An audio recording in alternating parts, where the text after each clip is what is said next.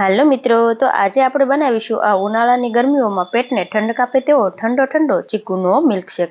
તો આ ચીકુનો મિલ્કશેક છે તે માત્ર 5 જ મિનિટમાં બનીને તૈયાર થઈ જશે અને આ મિલ્કશેક છે તે સ્વાદમાં પણ ખૂબ જ ટેસ્ટી બનીને તૈયાર થશે। જો તમને મારી રેસીપીઓ ગમતી હોય અને હજી સુધી મારી ચેનલને સબસ્ક્રાઇબ ન કરી હોય તો આવી જ એકદમ નવી અને સરળ રેસીપીઓ જોવા માટે ભારતીસ કિચન ગુજરાતીને આજે સબસ્ક્રાઇબ કરી લેજો। તો ચાલો રેસીપી શરૂ કરીએ। તો અહીં આપણે આ ચીકુનો મિલ્કશેક બનાવવા માટે મેં અહીં 300 ગ્રામ જેટલા એકદમ સરસ પાક્કા અને મીઠા હોય તેવા ચીકુ લઈ લીધા છે। તો અહીં આપણે ચીકુનો મિલ્કશેક બનાવવા માટે હંમેશા એકદમ સરસ મીઠા હોય તેવા ચીકુનો ઉપયોગ કરવાનો છે, જેથી આપણો ચીકુનો મિલ્કશેક છે તે એકદમ સરસ એવો ટેસ્ટી બનીને તૈયાર થાય। તો હવે આપણે આ રીતે બધા જ ચીકુની છાલ કાઢી લઈશું। તો અહીં આપણે ચીકુનો મિલ્કશેક બનાવવા માટે 300 ગ્રામ ચીકુનો ઉપયોગ કરેલો છે, જેનાથી તમે 4 ગ્લાસ ભરાય તેટલો આ મિલ્કશેક બનાવીને તૈયાર કરી શકશો। તો અહીં તમારે જેટલો વધારે કે ઓછો મિલ્કશેક જોવે એ રીતે તમારે ચીકુનું માપ વધારે કે ઓછું લઈ શકો છો। તો અહીં આપણે આ ચીકુનો મિલ્કશેક બનાવતી વખતે આવા એકદમ સરસ પાકેલા હોય તેવા ચીકુનો ઉપયોગ કરવાનો છે।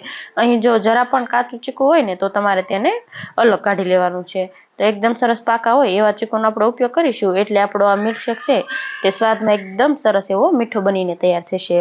તો અહીં આપણે આ જ રીતે બધા જ ચીકુની છાલ કાઢીને રેડી કરી લેવાનો છે।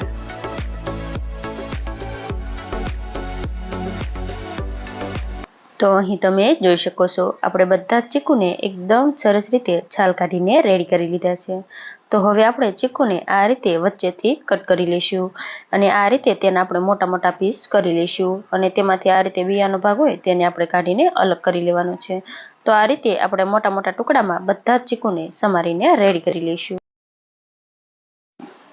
તો અહીં આપણે બધા જ ચીકુને આ રીતે મીડિયમ સાઇઝના ટુકડામાં સમારી લીધા છે અને અડધા ચીકુનો ભાગ છે તેને આપણે સાઈડમાં મૂકીશું, જેને આપણે આગળ મિલ્કશેકને ગાર્નિશ કરવા માટે ઉપયોગમાં લઈશું।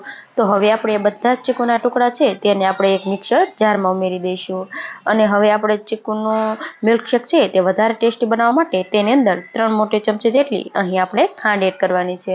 તો અહીં આપણા ચીકુ એકદમ સરસ મીઠા છે એટલે તેની અંદર વધારે ખાંડ ઉમેરવાની જરૂર નહીં પડે। ત્યારબાદ 1 ચમચી જેટલા આપણે ચોકલેટના નટ્સ લેવાના છે, જેથી આપણો ચીકુનો મિલ્કશેક છે તે એકદમ સરસ ચોકલેટી ફ્લેવરનો બનીને તૈયાર થશે।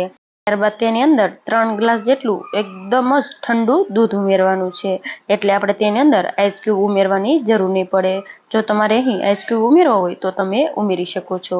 તો હવે આપણે આ બધી જ વસ્તુને એકદમ સરસ રીતે ગ્રાઇન્ડ કરી લઈશું। તો અહીં તમે જોઈ શકો છો આપણો એકદમ સરસ ઠંડો ચીકુનો મિલ્કશેક બનીને તૈયાર થઈ ગયો છે। તો અહીં છે તમારે આ રીતે મિલ્કશેક છે તે આ રીતે એકદમ સરસ ઘાટો જ રાખવાનો છે, જેથી તેનો ટેસ્ટ ખૂબ જ સરસ લાગશે।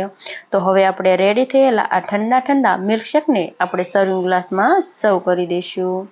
તો જોતા જ પીવાનું મન થઈ જાય તેવો આપણો એકદમ સરસ ઠંડો ચીકુનો મિલ્કશેક બનીને રેડી થઈ ગયો છે। તો તમે પણ એકવાર આ રીતે આ ચીકુનો મિલ્કશેક જરૂરથી બનાવજો। ઘરમાં નાના બાળકોથી લઈ મોટા બધાને ખૂબ જ ભાવશે।